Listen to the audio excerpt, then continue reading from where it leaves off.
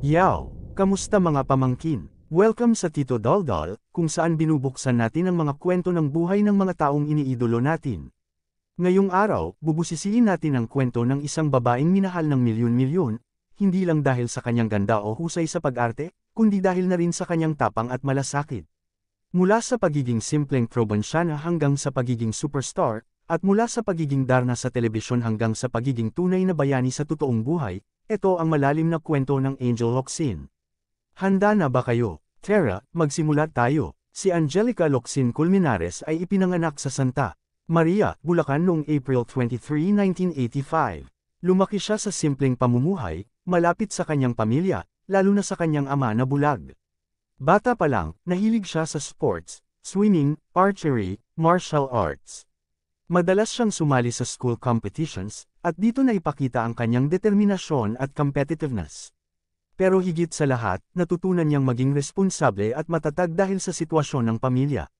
Sa murang edad, hinubog na si Angel para maging palaban, isang katangiang magdadala sa kanya sa tuktok ng showbiz. Unang nakita si Angel sa mga commercials at print ads.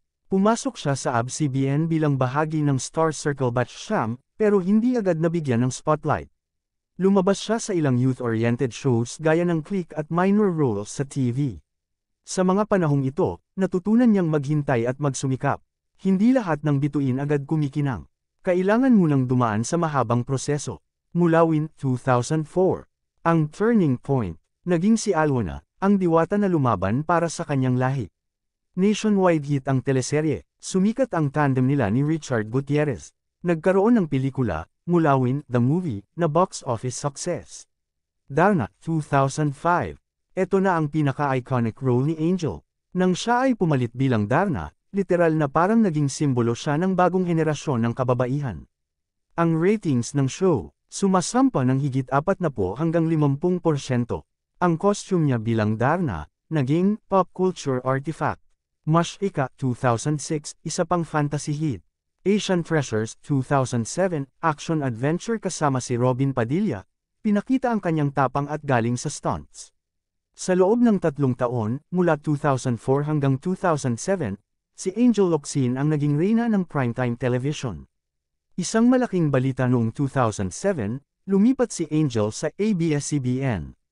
Maraming intriga, maraming bumatikos, pero nagpatuloy siya. Lobo, 2008.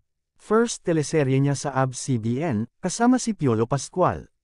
Nanalo siya ng International Emmy Award nomination, isang malaking karangalan. Dito nagsimula ang serye ng Supernatural, theme shows niya.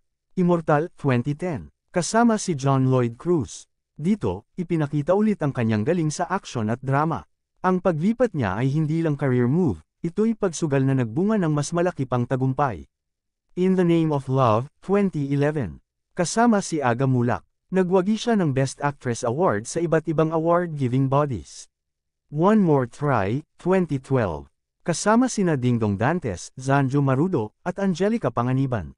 Isa sa pinaka-mature na role ni Angel. Nanalo ulit siya ng mga acting awards. The Legal Wife, 2014. Isa sa pinakasikat na teleserye ng dekada. Ang confrontation scenes niya ay nag-viral at naging part ng pop culture memes. Sa puntong ito, napatunayan ni Angel na siya ay hindi lang action, fantasy star, kundi isang award-winning dramatic actress. Habang sumisikat, naging kilala rin si Angel bilang philanthropist at humanitarian. Bawat kalamidad, Bohol earthquake, Yolanda, Marawi siege, nandun siya. Tinawag siyang real-life Darna. Hindi siya natakot makipagbayanihan sa gitna ng panganib. Sa likod ng kamera, mas makulay ang kanyang pagkatao bilang totoong bayani. Nagkaroon siya ng spinal injury, dahilan para umatras sa ilang projects, kasama na ang pelikulang Darna na dapat sanay siya ulit ang gaganap. Maraming nadismaya, pero higit dito, nakaramdam siya ng matinding sakit, hindi lang pisikal kundi emosyonal din. Ngunit pinili niyang harapin ito ng may tapang. Hindi sukatan ng halaga ang roles na makukuha mo, kundi kung paano mo haharapin ang mga pagsubok. Ang pag-ibig at pag-aasawa ni Angel. Naging public ang relasyon niya kay Neil Arce, film producer. Ang kanilang love story, simple pero totoo. Noong 2021, ikinasal sila sa isang intimate civil wedding. Pinakita nito na si Angel ay mas pinili ang privacy at substance kaysa engrandi at publicity. Nang dumating ang COVID-19 pandemic, siya ang nanguna sa pagtulong. #OnItInTwestan Project, naglagay ng tent sa ospital para sa pasyente. Naging aktibo rin siya sa pagbibigay ng PPEs at relief goods. Dahil dito, lalo siyang minahal at nirespeto ng masa. Kung dati, bayani siya sa TV, sa panahong ito, naging bayani siya sa totoong buhay. Ngayon, mas low profile na siya. Nakatuon sa kalusugan, married life, at kanyang advocacies. Paminsan-minsan, lumalabas sa public events, pero mas pinipiling maging simple at pribado. Sa social media, aktibo siya sa pagbibigay inspirasyon at updates sa kanyang mga proyekto.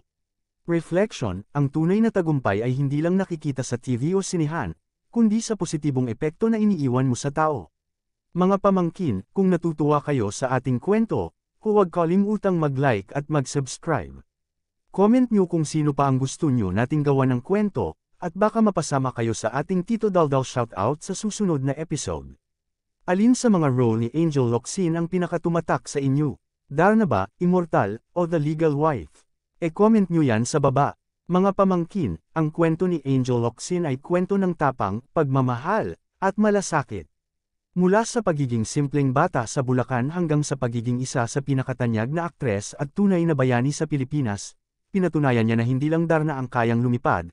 Kahit sino sa atin, basta't may puso at malasakit, kahit walang kapa ay pwede ring maging bayani. Ako si Tito Daldal, nagsasabing, ang tunay na kagandahan ay hindi lang sa mukha o katawan, kundi sa pusong handang magbigay ng sarili para sa iba. Daldal pa more.